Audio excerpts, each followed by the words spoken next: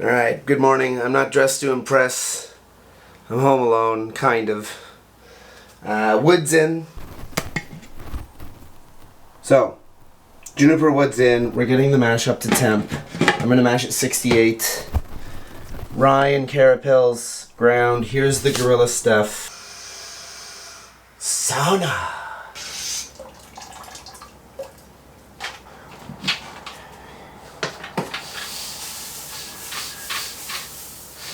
And Norwegian farmhouse ales call for hops in the mash. So 28 grams of Celia, in we go.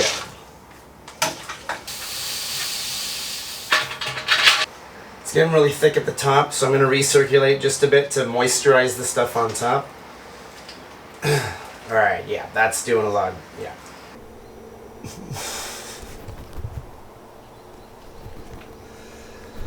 Another reason I love this machine so much, automated temperature, you set it to 68, it keeps it at 68. And then the pump, it takes it from the bottom, it shoots it out the top, it clarifies the wort because all the sediment gets pulled through the screen and then put on top, and the rest of the malt in there acts as its own filter. So the fine stuff goes through and gets deposited on top continuously the entire time. I don't have to filter this shit, it does it by itself. I haven't moved anything, but you can see how the hose for the pump, it has, the water level's lowered, and that's because all the malts have compressed and compacted, and they're acting more like a filter now. There's a lot of air in between the space of the malts when they first go in. They need a time to settle. They need time to act as a filter. I checked the timer. It's 15 minutes. So 15 minutes in, it's gone down, I'd say about an inch. Yeah, so it started compressing. It started to compact. And we'll just wait until our time's up. Then we'll do a mash out. Up to 75 degrees. This is called a mash out. Sugars become sugar from starch at different temperatures, so you do it lowly first. Filming and brewing, always fun. So you start lower first. So I was doing 68. The sugars that are going to convert are very easily digested by the yeast. That's going to create higher alcohol. The ones that are converted at higher temperatures usually create more of the body of a beverage. They're harder to digest, they stay longer after fermentation, they create more weight, more mouthfeel. So that's what we're doing now for 15 minutes at 75 degrees. Alright, here's one of the more difficult parts, because I'm always worried I'm going to drop this goddamn thing. But this thing comes out, it's bloody heavy. The malts are, about 5 kilos, but now they've absorbed a bunch of water. And so you gotta be really careful. Bring this up. And then this rests. Yeah. So that's going to drain back into the container so I can do the boil. Now I have to put the sparge water through the top of this. You can hear it. It's draining down into the bottom from here. Screen on the top. And that's going to let me, what am I doing? That's going to let me put the water through to extract all the other sugars out that are in here still, in the grains.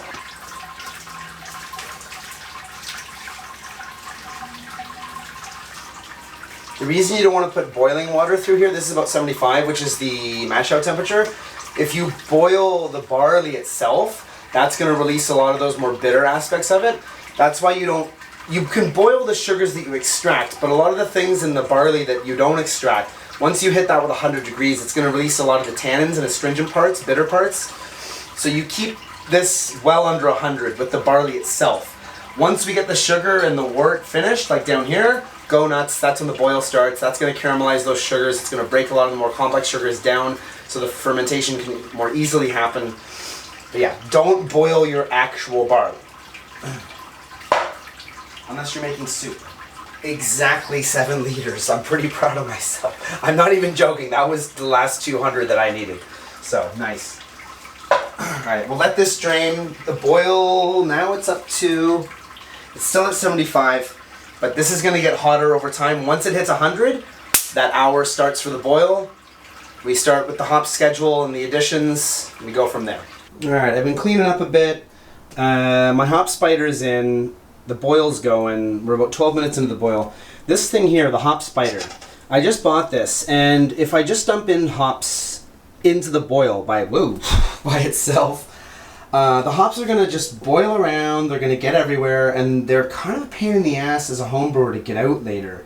The whirlpool in a professional setting would be where you did that. It's not easy to recreate that in this setup. So with this, how hot is that? It's not that hot. So basically the hops go in here, and then they're going to get agitated by the boil inside there. It's going to extract the parts that I want. But all that leafy matter that you don't want to put in the fermenter, I can just pull that later. So it costs about 40,000 won. It's not cheap, but it's going to make the fermentation a lot cleaner. It's going to make cleanup a lot easier after. And I'm just really looking forward to putting my hops in that thing and not have them in the boil itself, just rummaging around and then getting in the way later. All right, first hop addition into the hop spider. Guys, I know you can't really see much. You can see the green there now. And yes, this is zoomed in. But yeah, that'll hang out there. That'll start incorporating itself. Again, taking all the flavors and alpha acids and beta acids and all the oils out, but leaving the leaves. It has come to my attention that my hop spider is touching the bottom where the burner is. I don't want that. So, hey. Just use the tripod to keep it suspended. So I've never made this beer before, so I really am relying on these things to do a lot of the heavy lifting and make this interesting.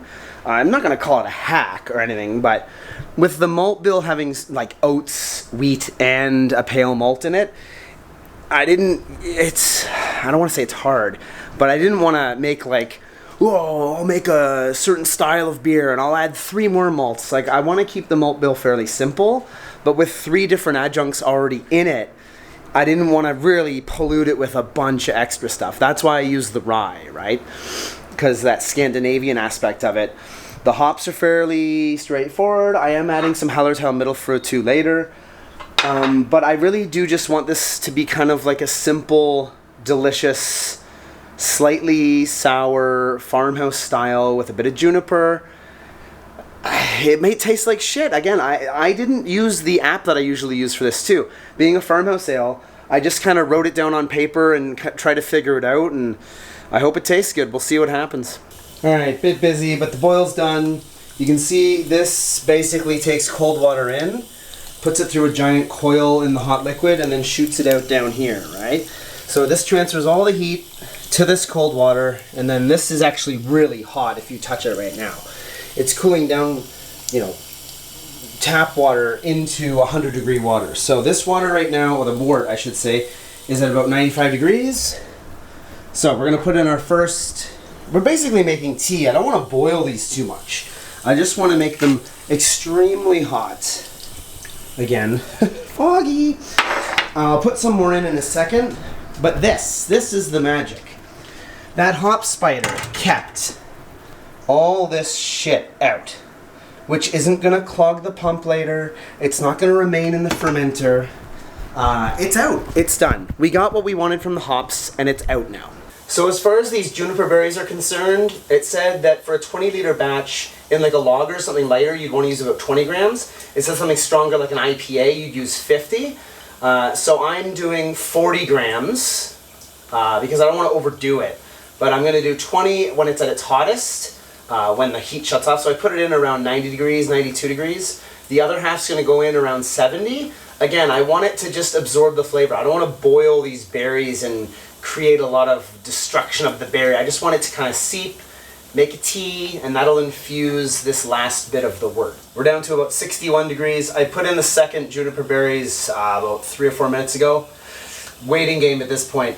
Alright, we're getting near the end here. I need to transfer this, which has been cooled down to 35. Usually that'd be too hot, but this yeast is going to ferment at 30 degrees anyway. It's going to transfer into a cool container. It's going to take a while, so it'll cool down. 35 is fine for this yeast anyway.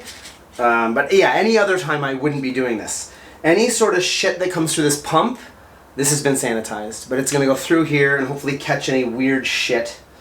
So yeah, let's turn the pump on. Let's get this into the fermenter.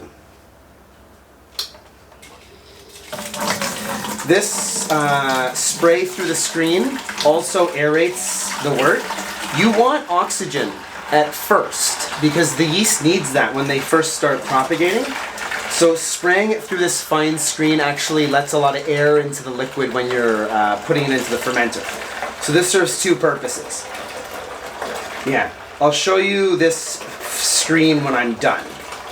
But you're going to find that there's quite a lot of stuff that I don't want in the fermenter in the screen now. Again, this stage here, this is it. Once I cap this fermenter, there's nothing else I can do. It's up to the yeast at that point.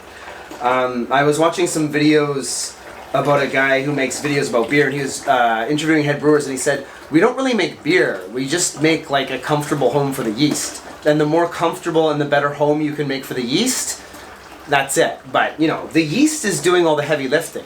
I'm working for 4 hours this morning. That yeast is going to be working for 10 days, 14 days in the fermenter, and then it's going to work again in the bottle to condition it for another 10, 14, maybe longer. So the vast majority of beer making is waiting and letting the yeast do its thing. And the more comfortable I can make it and the more pure I can make this liquid here, the better it'll be. That stuff. It's not a whole lot, but again, that's gonna affect the taste of the beer. That could get into the bottles later and create shit that you see later for clarity. So anything you can get out, all you need to do is put it through a screen, which again aerates it, and it gets this shit out of here. So let's check the gravity.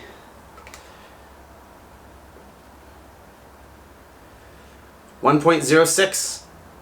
Nice.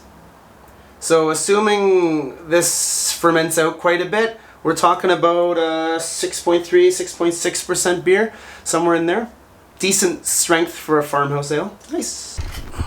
The aeration, like I said, this is what I'm talking about.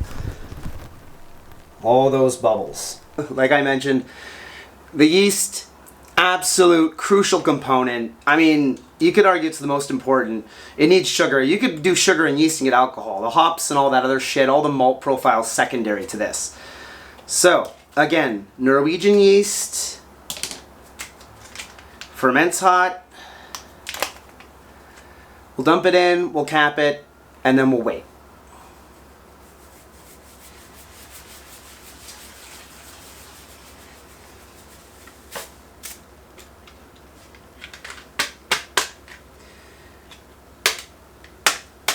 That's all she wrote.